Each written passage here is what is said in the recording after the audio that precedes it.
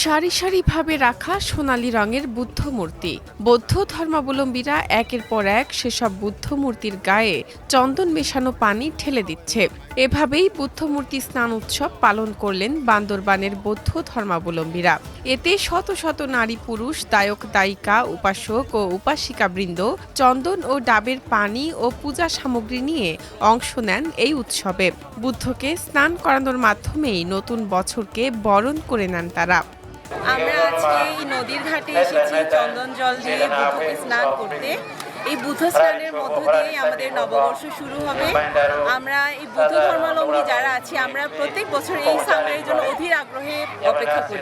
এই সময়ে বুদ্ধ স্নান করিয়ে চন্দন পানি দিয়ে বুদ্ধ স্নান করিয়ে আমাদের নতুন বছরকে স্বাগত।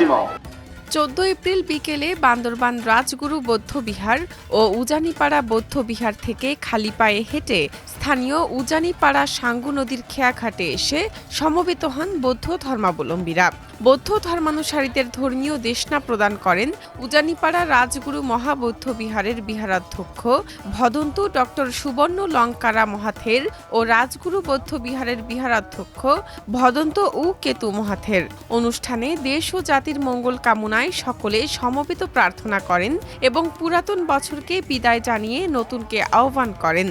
ধর্মদেশনা শেষে শুরু হয় চন্দন মিশ্রিত পানি দিয়ে বুদ্ধ মূর্তি স্নান।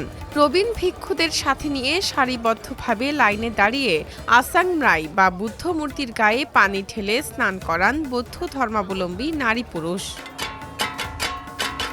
বুদ্ধ মূর্তি স্নানে অংশগ্রহণকারীরা জানান, বৌদ্ধ ধর্মাবলম্বীরা শত বছর আগে থেকে এই পূজা করে আসছে।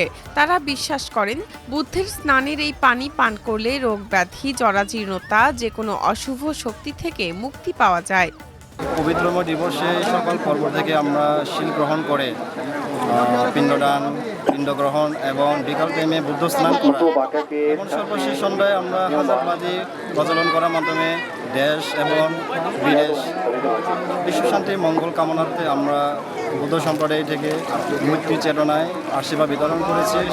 বুদ্ধ মূর্তি স্নান শেষ হলে বান্দরবানের মারমা সম্প্রদায়ের বর্ষবরণ জলকেলি উৎসব শুরু হয়। এ সময় তারা জলকেলি করতে করতে মেতে ওঠেন আনন্দ উল্লাসে।